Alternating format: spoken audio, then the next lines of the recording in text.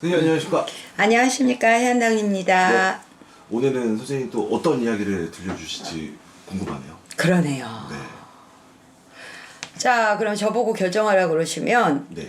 지금 사람들이 제일 힘들어하는 게 사실은 돈이에요, 돈. 아, 그치. 돈의 문제인데 네.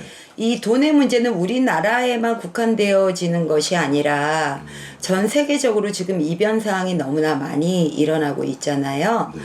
그 전 세계적인 방향의 흐름에 따라서 우리나라도 지금 금전에 대한 여러 가지 위험성이 있기 때문에 앞으로 경제가 어떤 방향으로 이어질지 잠깐 다뤄보겠는데요. 네. 그 안에서 우리가 첫 번째로 이제 재테크하고도 관련되는 부분인데 금값, 네.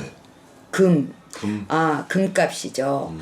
옛날부터 금값에 대해서는 많이 이렇게 거론한 적이 있었는데 지금 현재 금값이 하늘을 치닫고 올라가고 있어요.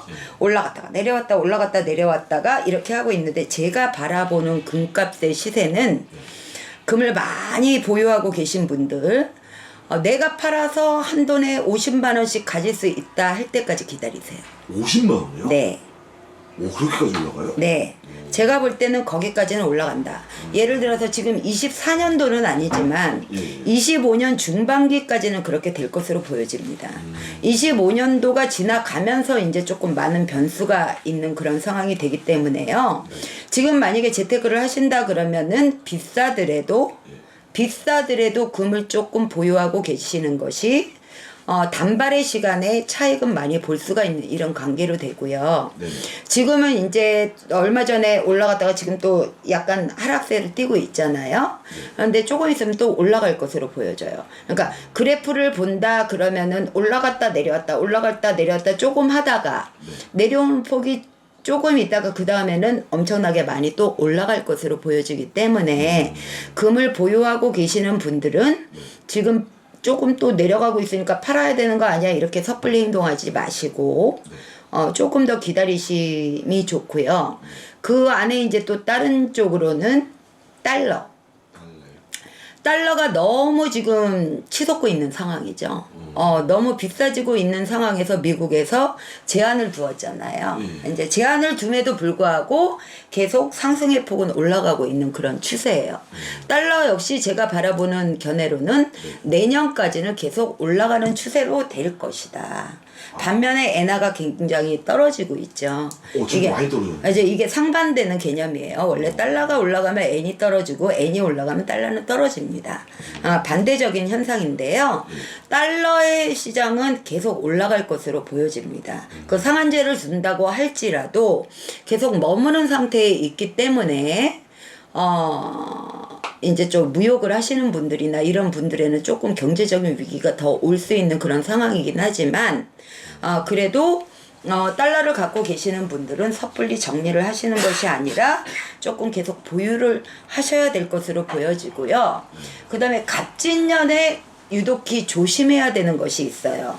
근데 지켜야 되는 재산이 많은 분들 아니면은 지킬 것이 없다고 할지라도 세계적으로 지금 보이스피싱 보이스피싱. 네, 이게 점점 더 심해질 겁니다.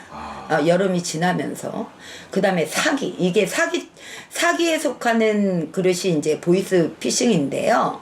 이 보이스피싱이 옛날부터 많이는 일어났지만 올해 같은 상황은 반드시 걸려 들어갈 수밖에 없는 상황으로 만들어질 거예요. 그러니까 매사에 조심을 하셔야 되는 거고요. 그 안에 특정적으로 내가 올해 손재수가 굉장히 많이 있다라고 하는 나이의 분들, 그분들은 반드시 조심하셔야 됩니다. 개인적으로 상담을 하셔도 좋고요. 몇 월 달에 조심을 해야 된다 이런 것들이 이제 개인 차별이 있기 때문에 그 개인 상담을 통해서 그 부분은 그러니까 요 사기의 위험성이 있다든지 보이스피싱의 위험성이 있다라는 얘기는 주변에 나랑 가장 가깝게 있는 인물로 인해서도 사기를 당할 수가 있는 운을 얘기합니다. 그런 게 굉장히 갑진년에는 굉장히 많이 일어날 것으로 보여지기 때문에 주의하시기를 바랍니다. 네. 선생님 좀 궁금한 게 네. 금은 가격을 말씀해 주셨어요. 한 50만 원까지 올라간다. 네네. 이 달러 같은 경우에는 그러면 내년까지 계속 올라간다고 했는데 네네. 그 얼마까지 올라가요? 신랑님이 보여주시는 숫자는 1425입니다. 1425. 네. 지금은 한 1,000원 정도 올라가겠네요. 네. 아 100원이 그러니까 달러당으로 했을 때 그렇죠. 아 100원이 더 올라가는구나. 네, 네. 아 그래도 그 외환 위기 때처럼 막 말도 안 되게 올라가지는 그렇죠. 그 정도까지 가지 않기 위해서 이제 어떤 룰을 만들어 놓은 이런 상황이기 때문에 네. 그래도 올라는 갈 것으로 보여집니다. 그러면 또 궁금한 게 이제 요즘에 네. 많이 재테크를 하잖아요. 네. 근데 뭐 50대 60대 분들은 이제 어느 정도 돈도 많이 모으셨고 네. 부동산 아파트가 지금처럼 이렇게 막 몇십억이 아니잖아요. 네, 네, 그래가지고 좀 부동산 땅 이런 걸 많이 하는데 네, 젊은 친구들은 네, 특히 30대 같은 경우에는 뭐 부동산이 힘들잖아요. 네, 뭐 2, 3년 일했는데 뭐 오래 일해야 뭐 10년인데 그 안에 뭐 5억 10억을 모아가지고 아파트에 사는 것도 힘들고 네, 그래서 뭐 비트코인이나 주식을 많이 하거든요. 네. 근데 저희가 궁금한 거는 이제 요런 걸 해도 되는 사주랑 하면 좀 위험한 사주 이런 게 좀 있네요. 있습니다. 똑같은 주식이나 똑같은 비트코인을 사도 네. 어떤 사람은 사서 돈을 버는 사람이 있는데 네. 꼭 내가 사는 시점에는 꼭 마이너스를 치고 떨어지고 그게 이제 똑같은 품목이라 할지라도 그런 게 있어요. 그쵸, 그러니까 그쵸. 기본적으로 주식이나 코인 쪽은 반드시 이제 여러분들이 명심하셔야 되는 부분이 뭐냐면은 공부를 하셔야 됩니다. 주식이나 코인에 대한 경제적인 어떤 기본적인 공부가 돼 있는 분들 플러스 전문가의 도움을 받는 분들은 조금 그래도 성공률로 많이 갑니다. 그런데 우리가 친구 따라 강남 간다고 제가 있으니까 나도 돈 벌어봐야지 그러고 무차별하게 들어가면 안 되는 시기에 들어갔다가 또 나오면 안 되는 시기에 효과 없다고 금방 판다. 이러면 이제 마이너스가 되는 그런 상황에 있다는 얘기죠. 전제의 조건은 어느 정도 내가 공부가 돼 있는 상황에서 전문가의 도움을 받아가면서 재테크를 하셔야 된다. 근데 코인 시장은 비트코인 같은 경우에는 올라갑니다. 지금 약간 떨어진 상태 있죠. 올라갔다가. 와, 또 다시 올라가요. 네, 올라갑니다. 올라가기 때문에 무분별하게 지금 뭐 저렴한 가격에 있는 거를 손을 대는 거보다는 뭐 쪼개서라도 코인 쪽으로 비트코인 쪽으로 투자를 하시는 게 좋고요. 그다음에 주식 시장은 지금 너무나 불안전한 시대이기 때문에 그거는 뭐라고 말씀드릴 수가 없는 상황이고 부동산 쪽은 요즘 최근에 들어서 제가 제일 많이 상담을 하는 게 부동산. 그러니까 집끄지, 땅끄지, 쉽게 표현하면. 그러니까 문서에 묶여가지고 아무것도 못하는 이런 상황들이 굉장히 많으신데요.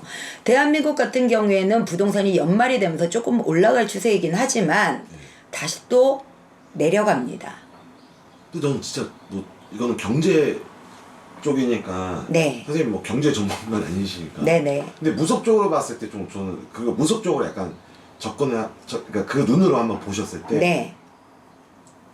왜 자꾸 이게 이쪽에서 대통령이 나오면 집값이 올라가고 네. 또 이게 여야가 바뀌면 또 내려가고 이게 반복이잖아요. 왜 네네. 그러는 거예요? 그 정책적인 방향에 의해서 은행의 금리라든지 이런 것들이 변동되면서 이제 상황들이 바뀐다라고 보는데요. 부동산을 가지고 돈을 벌었던 시대나 요 시기가 저희는 지금 많이 뛰어넘어왔어요.